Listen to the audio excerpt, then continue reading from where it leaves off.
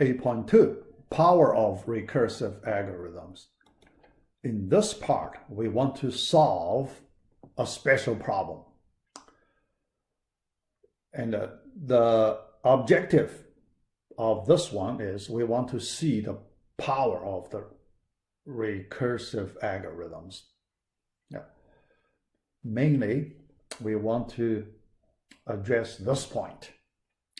If we do not use the recursive algorithm here, it is very hard to solve. Nobody can even handle it. Yeah. So that's the main point. Yeah. All right, so let's look at the problem first. Problem number 9, Tower of Hanoi. Yeah. I think most of you know this problem. Yeah. If you took CS 2250, maybe you have learned it before. Yeah. I remember when I taught 2250, I taught this example already. Yeah. In that textbook. Yeah. This example is there. Yeah. So I use some of the material from there. Yeah. But here we will do more analysis. Here we will try to understand the recursive algorithms better, and we will do a lot of analysis. Yeah. In CS 2250, we didn't do analysis. All right, so let's start. This picture is the puzzle. Yeah. So I think you should be familiar with this puzzle, but let me just go through the rules another time. How to play. There are 3 rules you need to follow. The first rule, yeah, only one disk can be moved at a time. Right? One disk at a time. That's a simple rule. Second, a disk cannot be placed on top of a smaller disk. Yeah. Okay. Yeah. So you can only place a smaller disk on top of a larger disk, but you cannot place a larger disk on top of smaller disk. Second rule. Okay. Yeah. The third rule, all disks must be stored on a peg except while being moving. Okay. So that means you cannot place one disk aside, on your table, temporarily you place there, you cannot. You violate the rule. Otherwise, it's so easy, right? If you can place it on the table, it is too easy to do it. Yeah. We do not allow that. Yeah. So you have to place it on one of the pegs. But when you place there, you need to follow the first 2 rules. Okay. All right. All right. Analysis. Yeah. How to solve the general problem with n disks. Yeah. We start with smaller sizes. Yeah. The smallest possible sizes, n equals 1 or 2. That's trivial. If you have only one disk, that's trivial, right? If you have 2 disks, also pretty easy, right? Yeah. All right. So although it's easy, but that's our starting point. Okay. So we will build the whole solution on top of these 2 simplest cases. Yeah. Now let's do the thinking. Yeah. All right. The thinking here, we're thinking this way. When we solve the problem of size 3, yeah, so we just go size 1 higher, okay? 1 higher than 2, 3, yeah, 3. Okay. Very bad. I just restarted the computer, but still very slow to write things on it.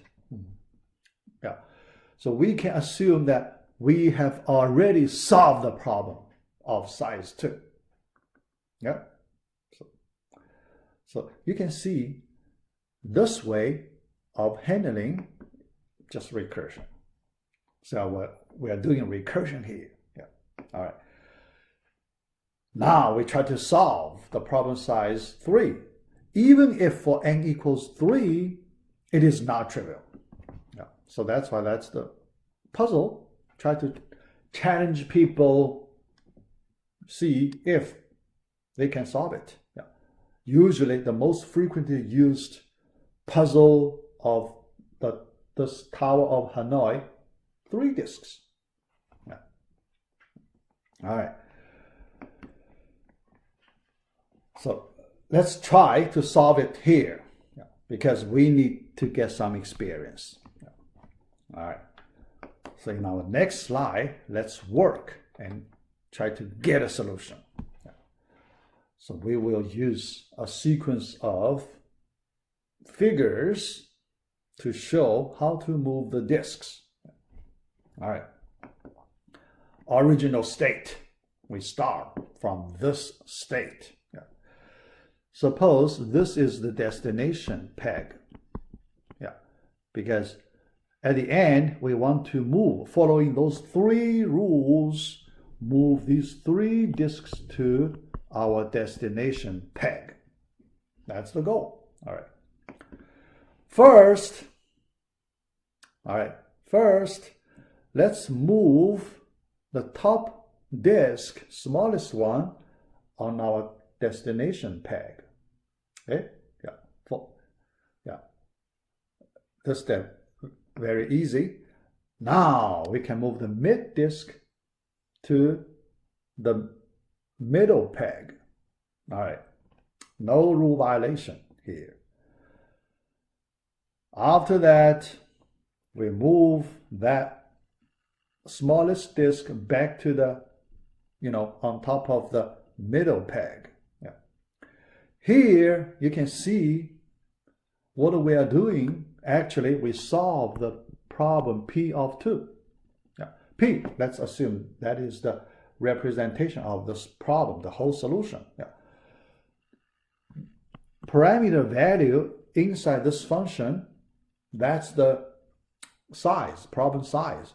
Here you can see, because we move 2 disks following the rules from one peg to the middle peg, the temporary middle peg, not our destination peg. So we solve a problem of the smaller size, P of 2, with respect to the destination of this P2 is the temporary middle peg. Okay, yeah, so that's what we have done so far. Next, now it is allowed to move the bottom disk to our destination peg. Okay, so the next step, we make that. After that, you can see the remaining, we just need to move these 2 disks back to the destination peg following the rule. We need to follow the rule, but we can repeat the same way we did before, another time. So here you can see we need to solve another P of 2 problem. Yeah, P of 2. So you can see to solve this whole problem, we need to solve P of 2 twice. Yeah. The detail, also very easy. Smallest peg back to the original peg. The middle one, now we can move to the destination peg. Finally, the smallest disk on top of the destination peg pile, right? Yeah. So we solved the problem.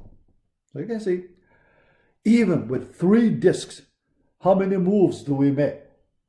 7 moves, right? Because 7 here, okay?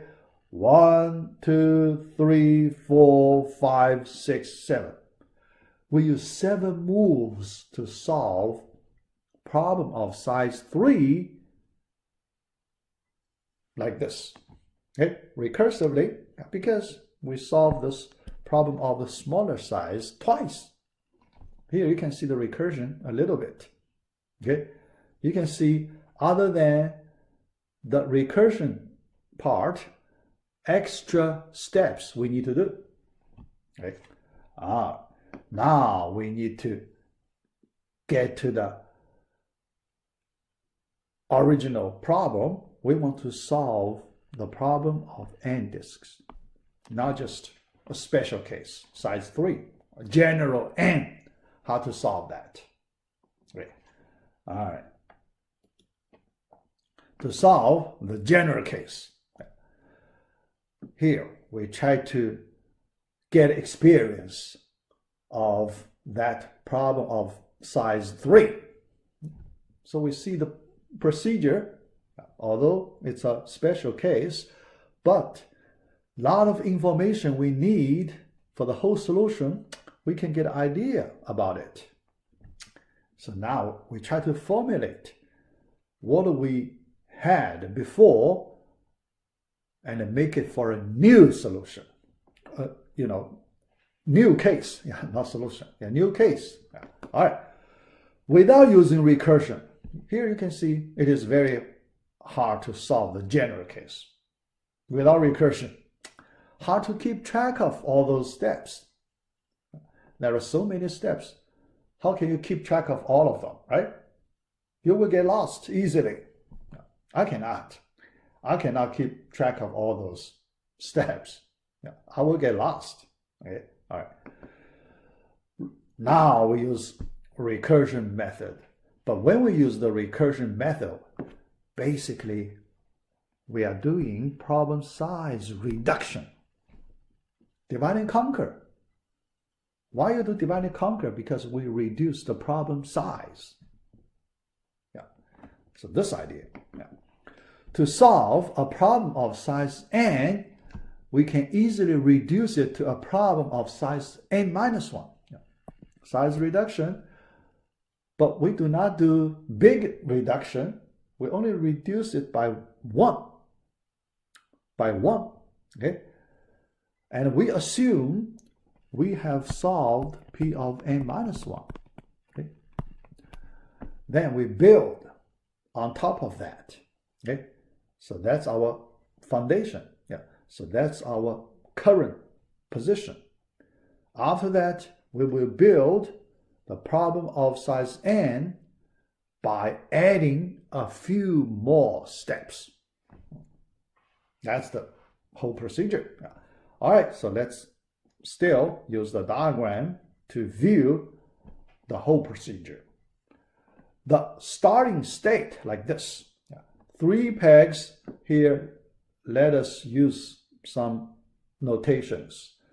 From peg, the first one, you start from there, from peg. To peg, destination, that's your destination, to peg. Temp, the middle one, temporary peg.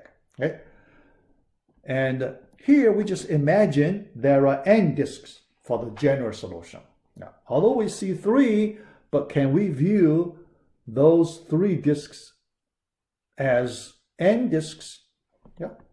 So here we use our imagination to make up, to get more disks. So then to solve the problem, our representation is P of n, the solution of the whole problem, P of n. Now let's try to solve it. Okay, all right. Remember, we assume P of n minus 1 is solved, right? So, we move 1 fewer disk from one peg to another peg. We can do it. We assume that. That's important. So we can skip a lot of details included. All right. So now we solve. So here, P of n minus 1, we move from peg to 10 peg. 10 peg, we treat it as our destination peg. Okay. We can do that. We assume that, right? After that, then, so we assume the detail, because recursion can help us fix that. So we don't worry. The recursion step can help us conquer it, divide and conquer, right? We conquer it by recursion. So here you can see how important is the recursion. How important is the recursion? So important. Then, after that, then we move the bottom peg to the destination peg. After that, we solve another P of n minus 1 another time, right? Then we solve the whole problem. Okay? Yeah. So that's simple. So here you can see we can use exactly the same approach, the method we used solving P of 3. We can easily generalize it to solve the whole problem, the general problem. Okay. All right. At the end, let's write a code. Writing the code also, the recursive function, very easy. Yeah. Move disks. You need to specify the problem size first as your first parameter. After that, you need to specify the peg number from to temp in that order. Okay, so you can arrange your, those pegs, yeah, based on the positions, first, second, third, based on those positions. Now let's do it. So if the problem size is greater than 0, all right, so we solve a problem with smaller size, and this time from to the second one, we set the temporary peg as our set destination, right? And the destination one we set as the temporary. Okay, all right. Then you move the bottom disk, your largest disk. So that's the concrete move step. Okay, yeah. After that, you need to solve problem of size 1 smaller, but this time you start from the temporary peg and move to the destination and using the from peg as the temporary peg. You can see this whole function, its definition is so simple. For such a complicated, huge, complicated problem, you just use a few, very short, small lines. We can complete it. How powerful is this method? How can you imagine without using recursion, can we solve it? I believe nobody can solve it without using recursion. Here we see the power of